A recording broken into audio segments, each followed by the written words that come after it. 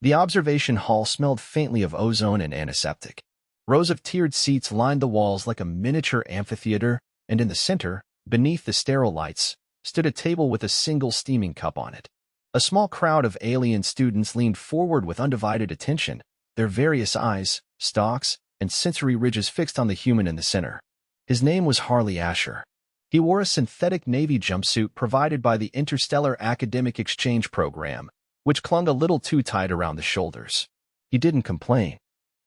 He never had, not even when the showers only sprayed gray mist or when the translator units lagged 3 seconds behind real-time speech.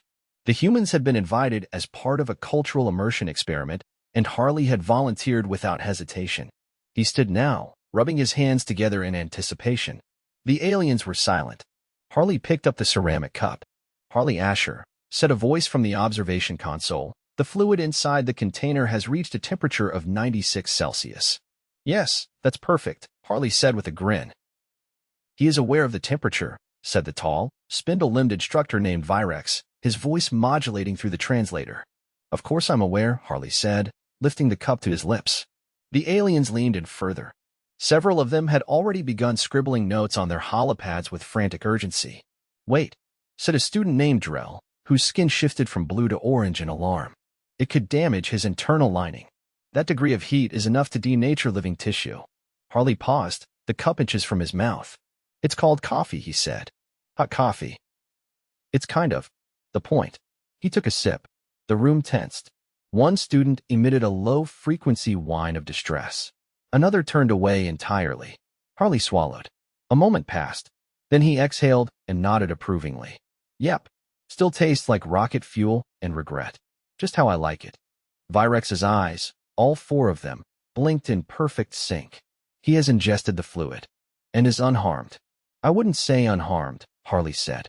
"I burned my tongue a little. But that's just part of the experience. Builds character." "Why?" Drell asked, voice rising in pitch. "Why would you willingly consume something that causes pain?" Harley chuckled, setting the cup down. "Because it keeps me awake. And because I like the taste. And because sometimes you just need something warm in your hands, you know?" None of them did. Virex stepped forward from the observation console. "We must examine him." "Go ahead," Harley said, holding out his hand. "But don't touch the cup. You'll spill it." Over the next 10 minutes, the alien students scanned Harley from every angle: thermal imagers, biosensors, even an ultrasonic frequency wand that made his fillings buzz. The results were inconclusive. His throat was slightly irritated, yes, but no internal damage. His heart rate elevated, but that was from the caffeine. He was, by all definitions, fine, which only made them more confused. After the demonstration, Harley was escorted to the common area, a wide open space with a transparent ceiling that showed the stars wheeling above the orbital education station. He slumped into a couch and took another sip of his coffee. It had cooled slightly. "Still good." Drell followed him, hovering a few feet back. "You're still alive?" Drell said, as if surprised. "Yep. And you will do this again tomorrow?" "Probably in an hour," Harley said. "This is my second cup." Drell sat beside him, careful not to touch the upholstery. "Is this a ritual?" "I mean, sort of. It's a habit. Part of my morning routine. Gives me something to look forward to, even if it damages you." Harley looked at him. "A lot of good things carry risk. Think about your favorite food. Would you stop eating it if it burned your mouth a little?" Drell opened his mouth to answer, then shut it again. Later that week, a few alien students attempted to replicate the ritual. It did not go well. Virex had issued a formal warning against attempting human-based ingestion habits, but curiosity overwhelmed caution. One student, a gelatinous being named Prell, tried sipping a sample of coffee cooled to room temperature. It resulted in a minor allergic response and a rapid color change that rippled through his surface membrane. Prell was fine after a decontamination rinse, but he refused to speak for 2 days. Meanwhile, Harley continued his routine. Wake up, stretch, coffee. Attend classes, coffee. Interspecies diplomacy seminar, coffee. His resilience became a subject of study. Not his intelligence, not his knowledge of Earth history or political structures, those were already cataloged, but his ability to drink something boiling and smile about it. That was new. One afternoon, during a lecture on chemical tolerance thresholds, Harley was asked to give another demonstration. This time, Several safety precautions were installed. A thermal containment dome was placed over the cup. A medical team stood by. Harley found it hilarious. "You know," he said, sipping with exaggerated satisfaction, "someone back home once said, life begins after coffee. I think for me, it might end without it." Later that night, Harley sat alone near a viewport, watching the stars. Drell approached, this time with a small steaming cup in his hand. "Is that?" "It is a herbal infusion," Drell said quickly. "Not coffee. But it is warm." Harley gestured to the seat beside him. "Nice. See? You're learning." "I wish to understand," Drell said. "Not just the ritual, but the enjoyment." Harley thought for a long second. "It's like this. When I was a kid, my father worked nights. Long shifts. He'd come home exhausted, barely talk. But he always made a pot of coffee. That smell meant he was home. Meant we were safe." Drell was quiet. "So yeah," Harley said. "It's hot. It stings. But it also reminds me of something good. Something real."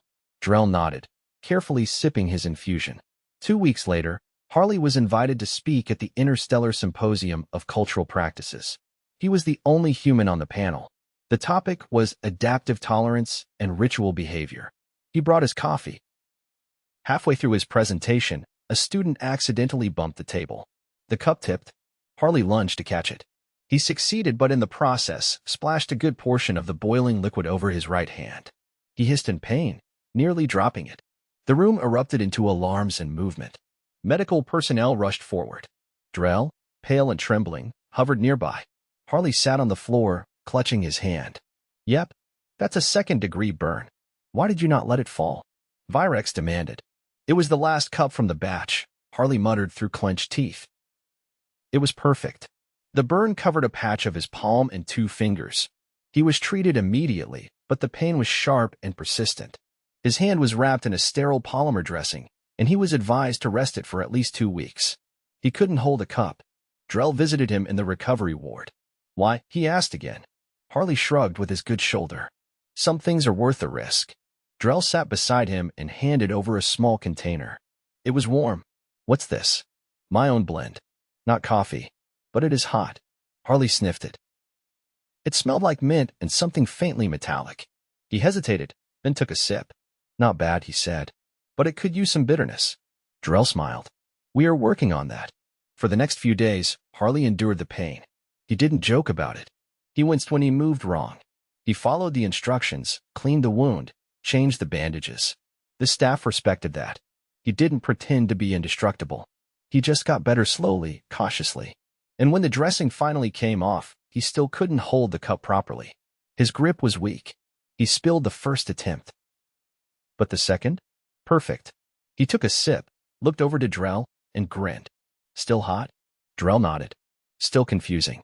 But he stayed while Harley drank, watching as a human, with nothing more than habit and a stubborn streak, turned a boiling liquid into a daily rite of comfort. And for the first time, the alien students didn't flinch. They observed, noted, and began to understand not just the drink, but the mind that willingly embraced it. The rehabilitation chamber was quiet except for the soft rhythmic hum of the muscle stimulator. Harley lay back on the padded bench, his bandaged hand exposed to the ambient light, while tiny sensors mapped the nerve response across his fingers. It wasn't painful, just unpleasant in that specific way clinical equipment always managed, like touching a doorknob that buzzed slightly. "You're flexing too early," said the technician, a squat, hexapital being named Ron. "The tissue density hasn't stabilized. Keep the hand flat." Harley sighed and let his fingers relax. "Feels like it's been weeks." "For days," Ron said. "Your species regenerates dermis faster than expected, but your pain threshold is erratic." "Yeah, humans are full of surprises." He glanced at the wall chronometer. "How long do I have to sit here, exactly?" "Until your neural latency drops below 3 microvolts. At current rate, 12 more minutes." Harley stared at the ceiling. "That's oddly specific." "You asked?" A soft chime sounded near the door. Run grunted and waddled over to unlock it. Drell entered, carrying a narrow translucent container that pulsed softly with internal warmth. "Unauthorized substances are not permitted in the treatment zone," Run said without turning. "It's not for him," Drell said. "It's for me." Harley raised an eyebrow. "You brought tea to a medical facility?" "It's not tea." Drell sat on the bench opposite. It's a temperature-controlled compound. I've adjusted the thermals to simulate your beverage's original temperature range. Ron tilted his head toward Harley. Has he always been this intense? Only since he started trying to out-coffee me, Harley said. I am not attempting to compete, Drell said. I'm collecting data. Harley sat up straighter. You're telling me you brewed something at 96 degrees and plan to drink it? Not drink. Taste. And only a fraction. Still, Harley said.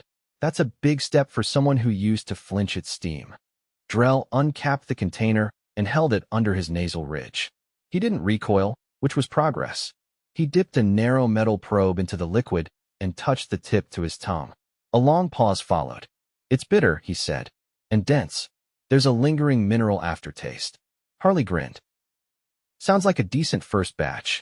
I synthesized it using a base of roasted calyx seed, Drell said. The bitterness is natural. The density is from ground axula bark. The mineral tone was unintentional. Still counts, Harley said. You made something hot and drank it. Welcome to the club. I did not drink it. You licked it. Close enough. Run returned from the control panel. Your nerve response has stabilized, he said to Harley. You're cleared for mild use. No grasping heavy objects. Harley flexed his fingers slowly. The movement was stiff, but the pain had subsided to a dull heat. Can I pick up a mug?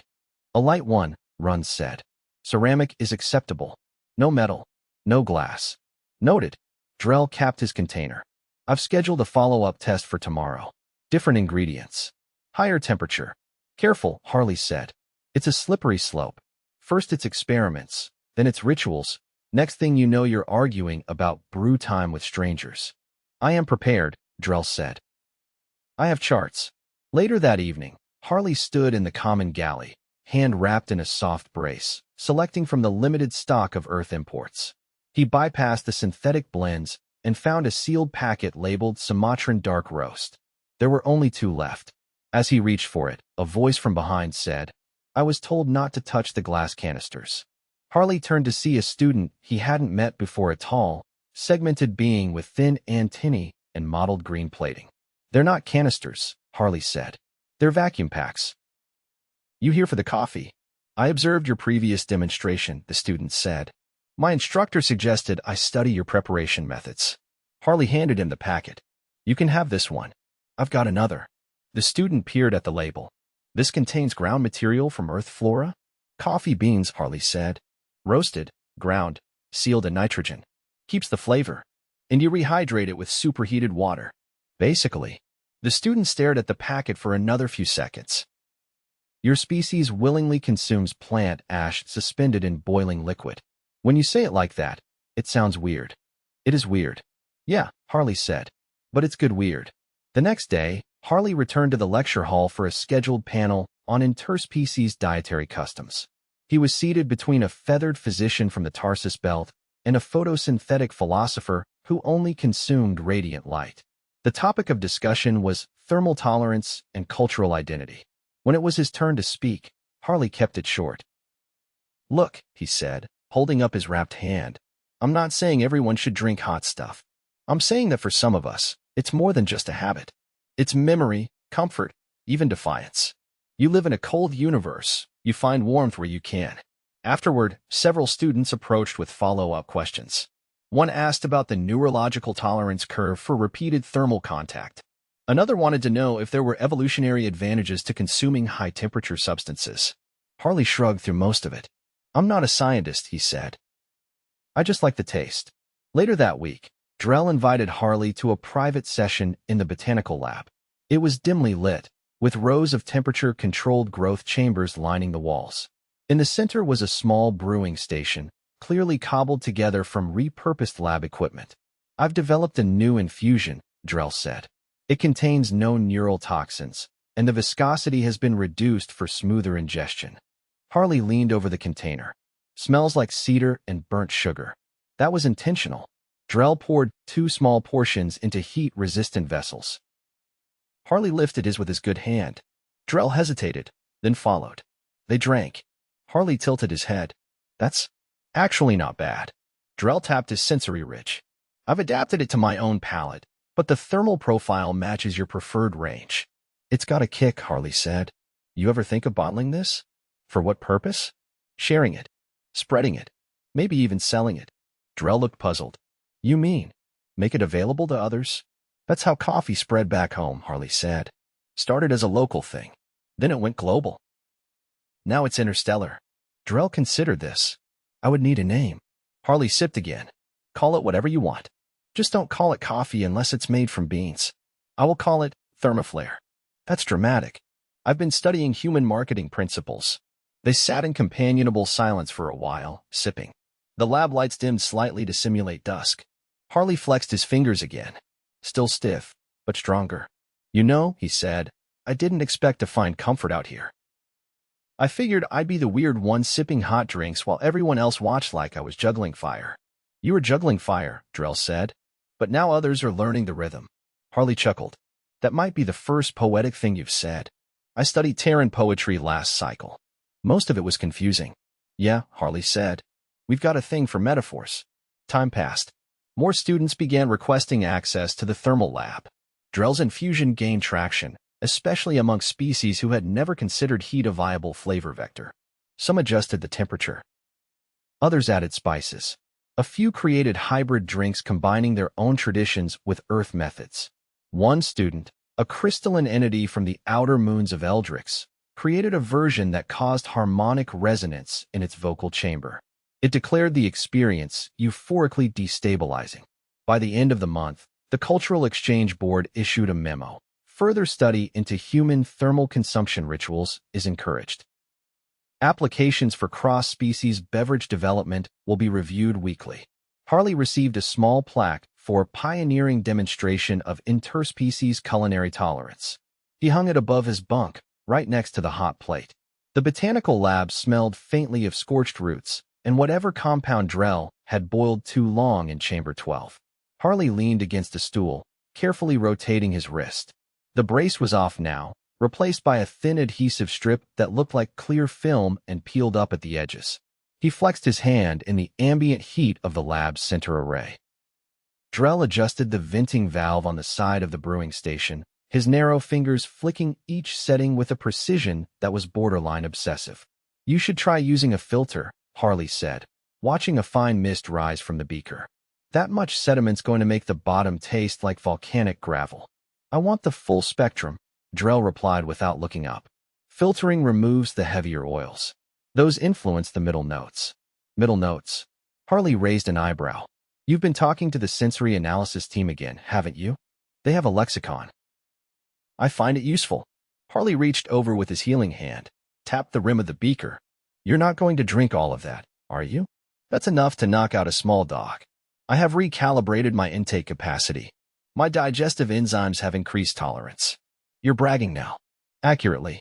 A soft chime sounded from the lab entrance as two students entered, both wrapped in sterilized cloaks to protect their dermal membranes from the lab's dry heat.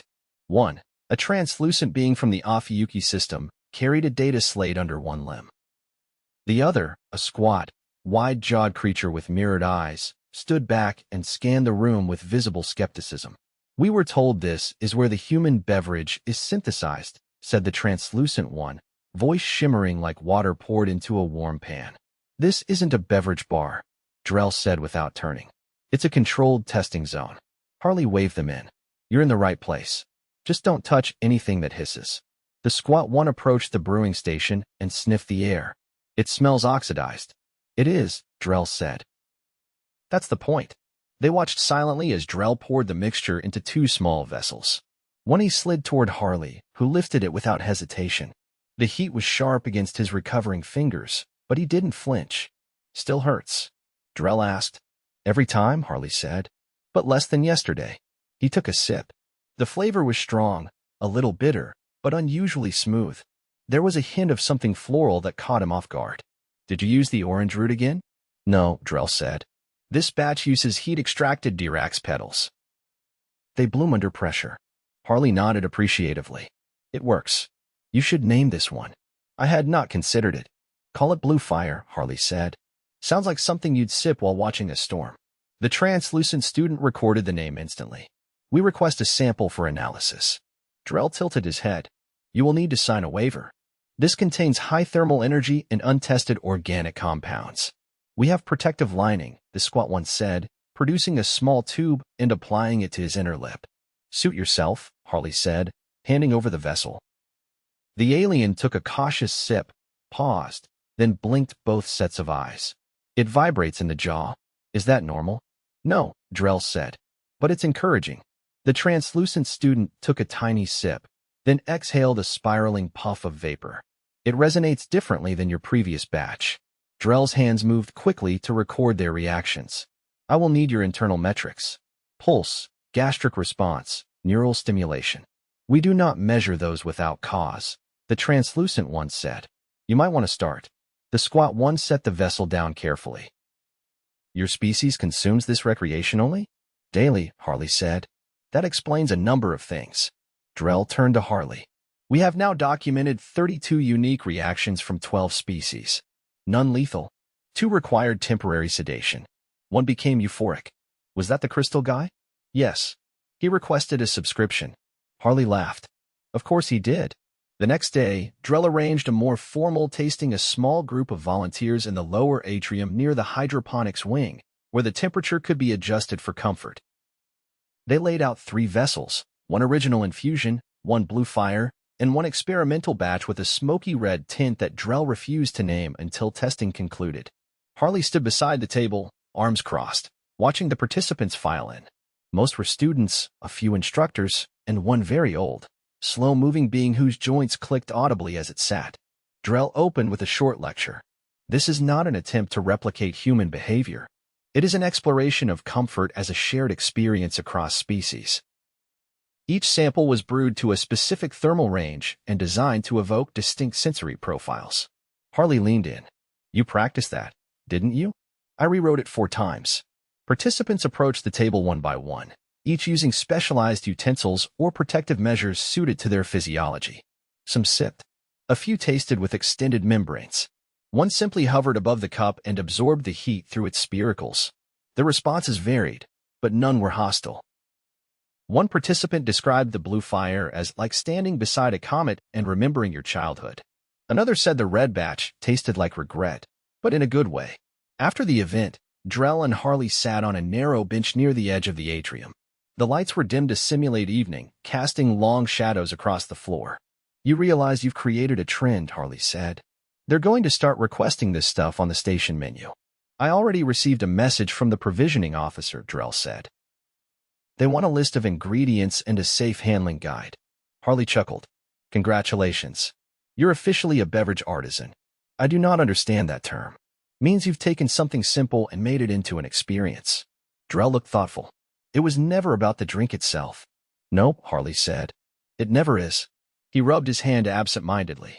The skin was still pink in places, but the pain had settled into a memory, dull and manageable. He rotated his wrist. Good as new, he said. Drell glanced at the hand. Would you do it again? I did, Harley said. Twice. After the burn. Why? Harley looked up at the ceiling, where the station's artificial constellations moved slowly across a simulated sky. Because it reminded me I was still me, even out here. When everything feels foreign, you hold on to the one thing that isn't. For me, that's a hot drink and a quiet moment. Drell leaned back. For me, it's understanding something I didn't before. They sat in silence for a while, the low hum of the station pulsing beneath their feet. Eventually, Harley stood. I've got a class in 20 minutes. You want me to bring the batch samples to the instructor? I already submitted them. Of course you did. As Harley walked off, Drell lingered on the bench. The vessels had been cleared, the ingredients logged, the burns healed. The experiment had become a ritual. Not just replication, but adaptation. Each new participant had brought their own context, their own reactions. And somehow, they had all found something in the heat. Later that cycle, the central commissary installed a new station module labeled Thermal Infusions, Human Compatible. It carried 3 options. 1 was coffee. 1 was blue fire. The 3rd was simply called Drell's Choice. The sign beneath it read, Caution, contents hot. May evoke unexpected feelings. No one questioned it.